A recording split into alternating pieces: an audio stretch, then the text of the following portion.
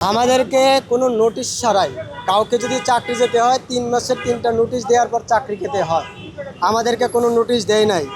আমাদেরকে বিভিন্নভাবে যে টাকাগুলা ম্যানেজমেন্টের মাধ্যমে কোম্পানির জন্য ক্ষতি হয়েছে, আমাদের বিভিন্ন জনের সুদের উপর ঋণের উপর করে টাকাগুলো পরিশোধ করায়া এখন আমাদেরকে নোটিশ দিয়ে চিঠি দিয়ে দিছে আমাদের চাকরি নাই।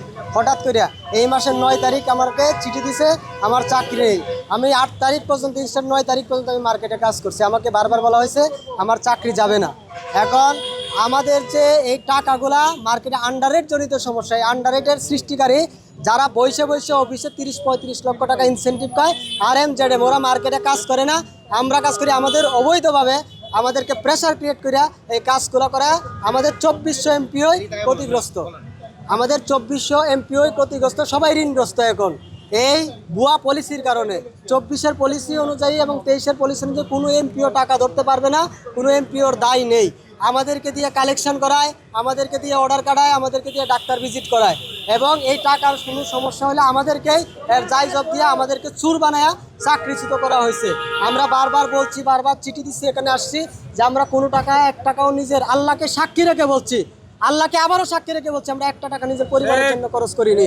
আমাদের এই মার্কেটে 1 লক্ষ টাকার প্রোডাক্ট বেচলে কোম্পানি 86,000 টাকা নেয়, সেই টাকা আমাদেরকে 70,000 টাকা 72,000 টাকা দিয়ে প্রোডাক্টটা বিক্রি করতে বাধ্য করছে RMZM এবং যারা তাদেরকে দেখাশোনা করে তারা বাধ্য করছে। আমরা বারবার অগাস্টের 31শে অগাস্ট এবং 22শে সেপ্টেম্বর এখানে আমরা আন্দোলনের মাধ্যমে এটা বোঝানোর চেষ্টা করছি।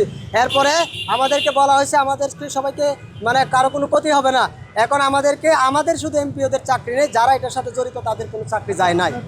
আমরা অভিযোগ তুলছি ইবনে সিনার যে অদক্ষ বয়োবৃদ্ধ যে অযোগ্য ম্যানেজমেন্ট, যারা আমাদের ফিল্ড কোর্সের দুঃখ না বুঝে আমাদের কথা না শুনে তারা তাদের লালিত শয়তানগুলোর কথা শুনে আমাদেরকে ভিকটিম বানাইছে।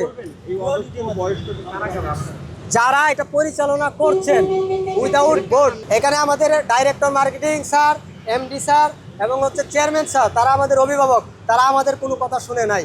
আমরা তাদেরকে বারবার বলতে পারলেও এখন তারা বলে কেন চিঠি দেন নাই। 5 তারিখের আগে আমাদের চাকরির ভয় ছিল, আমরা সংগঠন করি বিদায় আমাদের অন্য কোথাও চাকরি হচ্ছে না, আমরা এখানে চাকরি করতেছি। জামাতে ইসলামের প্রতিষ্ঠান হিসেবে সবাই চিনে জানিয়ে দিয়েছে নাকি সেই মর্মে। এখন আমরা বারবার চিঠির মাধ্যমে এবং আইসে বলার চেষ্টা করছি, আমাদের কোনো কথা ওরা শুনে নাই। না শোনার কারণে আমাদেরকে চাকরিচ্যুত করছে। কিন্তু আমরা বলছি যাদের জন্য এটা হয়েছে আপনারা তাদেরকে, চাকরি গেলে সবারই যাবে এর সাথে যারা জড়িত, কিন্তু আমাদের শুধু এমপিওদের চাকরি যাবে এবং পলিসি অনুযায়ী এমপিওদের কোনো দায় নাই। তাহলে এমপিওরা কেন এখানে চাকরি যাবে? এবং এটা আমরা বারবার বলে তারা আমাদেরকে এখন চিনেই না এবং আমাদেরকে রিসেন্টলি গত 27 তারিখ চোর হিসেবে সাব্যস্ত করছে এবং পুলিশ দিয়ে ধরায় দেওয়ার হুমকি দিয়েছে। আমরা চাকরি না পাওয়া পর্যন্ত এখান থেকে অনশন চালিয়ে যাব। আমাদের নিঃশর্ত চাকরি ফেরত চাই এবং আগামী 5 বছর আমাদের কোনো ধরনের হয়রানি করা যাবে না। আমরা আমাদের হালাল উপায়ে এই প্রাণের প্রতিষ্ঠান ইবনে সিনাকে আগায় নেওয়ার জন্য আমরা আমাদের মূল্যবান সময় দিয়েছি, বাকি সময়টা এখানে দিয়ে যেতে চাই।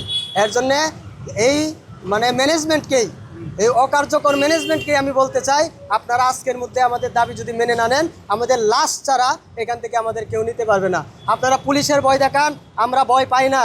আমরা এই 17 বছর নির্যাতিত হয়েছি, আমরা 8টা 10টা 15 20টা করে মামলার আসামি হয়েছি। জেলখানায় যাইতে যেতে পায়ের জুতা কোর্টে যেতে পায়ের জুতা করে ফেলছি। আমরা কোনো থানা পুলিশ ভয় পাই না। আমরা পুলিশ ভাইদেরকে বলবো আপনারা যদি আমাদেরকে নিয়ে যেতে চান আমাদেরকে নিয়ে যেতে পারেন। আমাদের বাইরের জেলখানার চেয়ে ভিতরের জেলখানায় উত্তম।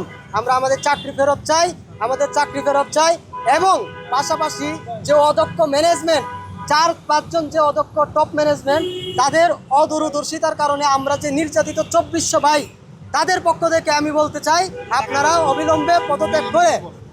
অবিলম্বে পদত্যাগ করে এই ইবনে সিনাকে বাঁচান, আপনাদের নিজের ইজ্জতকে বাঁচান। আপনাদের শত শত কোটি টাকার দুর্নীতি করার পরেও আপনারা এখানে চাকরি করতে পারেন, আর আমাদের ভাইয়েরা কোনো দুর্নীতি করে নাই, কোনো টাকা ভাঙ্গা খায় নাই, আমাদের ভাইয়ের চাকরি নাই। আমরা এর বিরুদ্ধে, আর যদি কেউ না থাকে আমরা এই সত্যের পথে, এই হক পথে আমরা এখানে অবস্থান কর্মসূচি করেছি এবং করেই যাব। আমাদের চাকরি যতক্ষণ ফেরত না পাবো ততক্ষণ পর্যন্ত আমরা আমাদের অবস্থান এখানে চালিয়েই যাব। আমরা আন্দোলন করতেছি, আমাদেরকে যে বিনা নোটিশে বিনা অপরাধে আমাদের চাকরিচ্যুত করছে যত লোককে, প্রত্যেককে তার স্বপদে পুনর্বহাল করতে হবে। এটা ম্যানেজমেন্ট, ইবনে সিনার ম্যানেজমেন্ট যারা পলিসির অজুহাত দিয়ে আমাদের চাকরিচ্যুত করছে, সে পলিসির অজুহাতে তাদেরও চাকরিচ্যুত হওয়া উচিত। করলে চাকরিচ্যুত করলে সবারই করতে হবে, আর না হলে কাউকে চাকরিচ্যুত করতে পারবে না। যদি এটা ট্রাস্টি কোম্পানি, এটা একজন অপরাধ করলে এটার যিনি এটার আবিষ্কারক উনি সেম অপরাধে অভিযুক্ত। তো এই জন্য আমাদের দাবি হচ্ছে আমাদের এই ইয়েটা প্রত্যাহার করে আমাদের সপদে পুনর্বল করতে হবে, ক্ষতিপূরণ সহ। আমরা এখানে বসে থাকবো, আমাদের যদি জীবনও চলছে, আমরা এখান থেকে লড়বো না।